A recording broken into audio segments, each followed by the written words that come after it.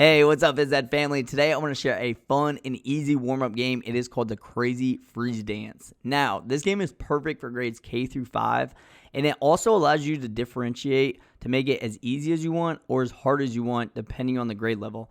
And last but not least, which I think is the best, is that you only need a couple of things in order to play this game. Before we get started, if you're interested in more games, activities, and teaching tips, then you can check out my website, which is called pewithmrg.com. Almost everything on there is created in Google, which allows you to make your own changes as needed. If you're interested in joining my Facebook group, it's called the PE Lounge. And then lastly, if you want to follow my everyday activity, you can follow me on Twitter, and my handle is PE by Mr. G. So in order to play this game, you only need two things. You need dance poses and you need music. Now, for your dance poses, you can easily create your own just by drawing them out. Or if you're interested in the ones that I've created and have been using for the last couple years, I'll put a link to them down below. So there's two variations I like to use when we play this game. Variation number one is probably my favorite, but it really just depends on the grade level, the time of year, and the learning outcomes that we're going for.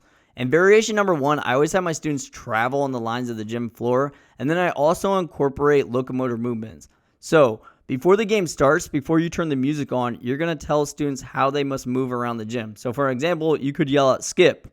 When you turn the music on, students are then going to skip around the gym, and they can be dancing as they're traveling around the lines just like that. Now, once you stop the music, you're going to show students one of the poses, and then you're going to start counting down from 5. So you're going to be like 5, 4, 3, 2, 1, freeze. Once you yell freeze, all of your students should now look like statues as they're duplicating and mirroring the dance pose that you're showing them.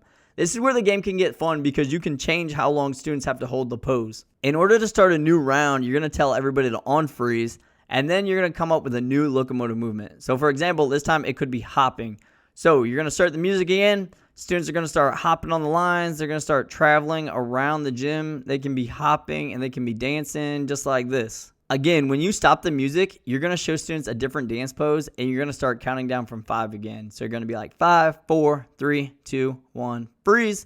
When you get to freeze, all of your students should now look like statues, again, as they're mirroring and duplicating the dance pose that you just showed them. For variation number 2, students do not have to travel on the lines of the gym floor, and they can create their own dance move. Now, what I like to do is create the Dance Move Hall of Fame, and I write it on the whiteboard, and we keep track of some of the best, unique, creative dance moves throughout the week. The rules are still going to be the same. When the music starts, you can yell out dance, and students are going to begin to dance and move around the gym just like this. Now, when the music stops, students are going to stop. You're going to show them a new dance pose, and you're going to start counting down from 5. So 5, 4, 3, 2, 1, freeze.